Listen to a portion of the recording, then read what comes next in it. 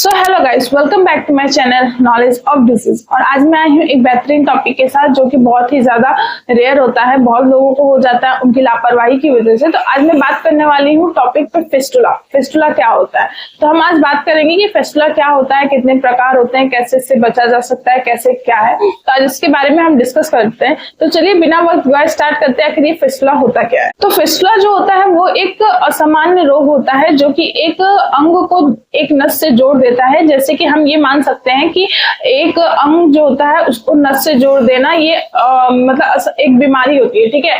ये नेचुरल तरीके से ये नहीं होता है। और जो फिस्टुला होता है तो ये ज्वाइंट कर देता है। जैसे कि आपकी त्वचा को किसी नस से जोड़ देना या फिर यौन मलाशय से जोड़ देना, इन सारी चीजों को कनेक्ट करने की जो बीमारी होती है या फिर जो प्रॉब्लम होती है उसी को हम फिस्टुला बोलते हैं। फिस्टुला के कई प्रकार होते हैं, बट जो सबसे आम फिस्टुला होता है उसको हम लोग भकंदर बोलते हैं और इसको इंग्लिश में कहा जाता है एनल फिस्टुला। ठीक, भकंदर जो होता है एक वो छोटी सी नली बहुत सामान्य तरह की होती है जो कि क्या करता है कि जो एक पस फॉर्मेशन या फिर हम ये बोल दें कि एक मांस के टुकड़े जैसा जो होता है, जो आपके गुर्दा यानी कि आपके जो लैट्रिन करने का एरिया होता है उसकी जो वॉल होती है उस पे जोड़ देता है, ठीक है। वो ले जाके वहां पे उसको अटैच कर देता है, जिसकी वजह से आपको फिस्टुला फील होने लगता है या फिर आप फिस्टुला के पेशेंट हो जाते हैं। ज्यादातर भकंदर जो होते हैं वो पस के कलेक्शन से होते हैं, ठीक है। तो जब इसमें ये जो भकंदर होता है वो अपने आप ठीक नहीं होता है, इसके लिए आपको ऑपरेशन करवाना पड़ता है। और भकंदर होता कैसे,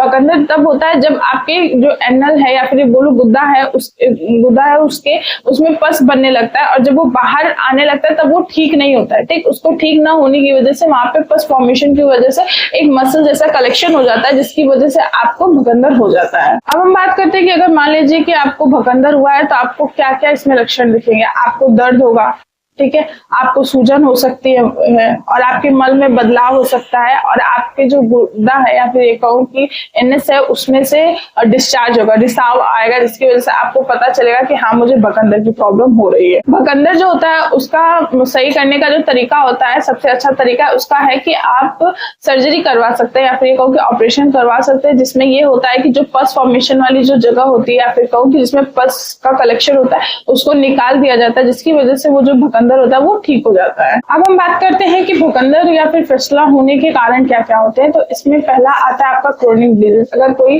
बीमारी आपको लंबे समय तक है या फिर कोई इन्फेक्शन आपको लंबे समय तक है तो उससे भी हो सकता है। रेडिएशन से हो सकता है आपको, या फिर आपको कैंसर हुआ है तो उससे हो सकता है। या फिर ये होता है कि मान लीजिए कि कोई आंख में छोटे छोटे थैलियां हो जाती हैं जिसमें सूजन हो जाता है, उसकी वजह से भी होता है। या फिर कोई ट्रॉमा हुआ उसकी वजह से भी होता है। तो ये सारे कारण होते हैं फिस्टुला होने के। अब हम बात करते हैं कि जो भकंदर है उसके प्रकार कितने होते हैं। तो इसके दो टाइप होते हैं, एक सिंपल और कॉम्प्लेक्स और दूसरा होता है लो एंड हाई। तो पहले हम बात करेंगे सिंपल और कॉम्प्लेक्स के बारे में। अब हम बात करते हैं सिंपल और कॉम्प्लेक्स फिस्टुला के बारे में। तो ये क्या होता है कि एक या एक से ज्यादा अगर मान लीजिए भकंदर हो जाता है तो उसको हम लोग सामान्य बोलते हैं, और मान लीजिए बहुत ज्यादा जटिल हो चुका है तो उसको वर्गीकृत किया जाता है तो उसको हम लोग कॉम्प्लेक्स बोलते हैं।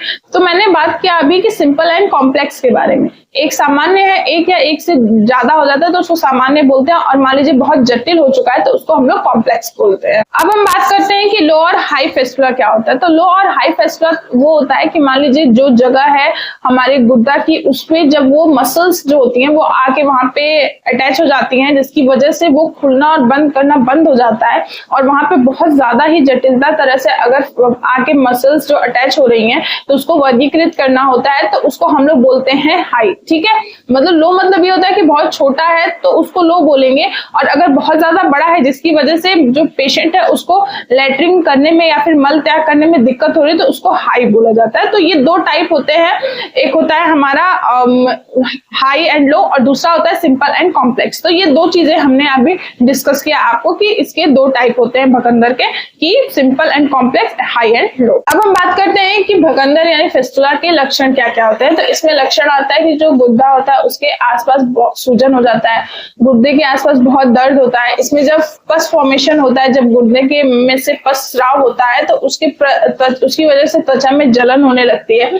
इससे आपको बहुत ज्यादा ठंडा लग सकता है, या फिर ये कहूँ कि आपको बुखार हो सकता है, आपको थकान महसूस हो सकती है। इसमें आपको मल त्याग करने में दिक्कत होती है, कभी कभी इससे रक्तस्राव भी हो सकता है। तो ये सारी चीजें जो लक्षण होते हैं हमारे भकंदर के एक आप बोलो कि फेस्टुला के। अब हम बात करते हैं कि जो भूखंडर है, फेस्टुला है, उसके जोखिम कारक क्या होते हैं, मतलब उसके रिस्क फैक्टर्स क्या क्या होते हैं। तो उसमें रिस्क फैक्टर्स आपका आता है, अगर आप शुगर के पेशेंट हैं, आप स्मोकिंग करते हैं, शराब पीते हैं, मोटापा है आपको, HIV की प्रॉब्लम है, या फिर आपको कभी उस जगह पे चोट लगी, जैसे आपको कभी गुर्दा पे किसी ने मारा हो या फिर किसी तरह की चोट लगी हो, या फिर आपने कभी गुर्दे के पास अगर आपने थेरेपी, गुर्दा में आपको कभी किसी ने मारा हो या फिर उस पर चोट लगी हो, या फिर गुर्दा के पास कभी कोई आपने रेडिएशन थेरेपी करवाई हो, तो भी आपको ये हो सकता है। तो ये सारे जोखिम कारक या फिर रिस्क फैक्टर्स होते हैं भगंदर या फेस्टुला के। अब हम बात करते हैं कि फेस्टुला या भगंदर के बचाव क्या क्या है। तो इसमें आप पर्याप्त मात्रा में फाइबर ले सकते हैं, पानी ज्यादा पीजिए, व्यायाम करिए, धूम्रपान और शराब से दूर रहिए, और ऐसे पर्सन से दूर रहिए जो आप जिसको HIV हुआ हो, या फिर ऐसा करिए कि आप तेल मसाला ये मसाले चीजें ये सब खाना बंद कर दीजिए, जिसकी वजह से आपको फेस्टुला नहीं होगा।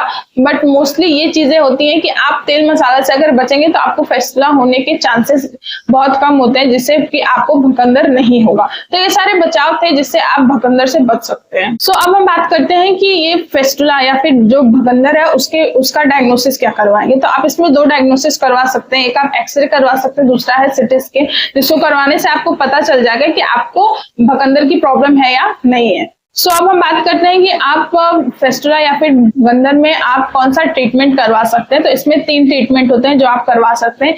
एक है फिस्टुलोटॉमी, और दूसरा है फिस्टुलेटॉमी, और फिर तीसरा आता है लेजर ट्रीटमेंट। तो ये आप 3 चीजें करवा सकते हैं जिससे आपको इससे राहत मिलेगी। बट भूखंडर जो है फेस्टुला, उसको आप मोस्टली ये है कि आप ऑपरेशन करवा लें तो ये ज्यादा बेटर होता है आपके लिए, कि अगर आपको हुआ है तो आप इससे रिलीफ पा सकते हैं या फिर आप इससे ठीक हो सकते हैं। तो ये था भूखंडर के बारे में, या फिर मैं कहूँ फिस्टुला के बारे में, जिसके बारे में मैंने आपसे डिस्कस किया। और आपको आई होप आपको पूरी वीडियो पसंद आई होगी और समझ में भी आया होगा। और आपको पसंद आई हो तो प्लीज इसको लाइक करिए और शेयर करिए और मेरे चैनल को सब्सक्राइब करिए। अब मिलते हैं नेक्स्ट वीडियो में, तब तक के लिए थैंक यू।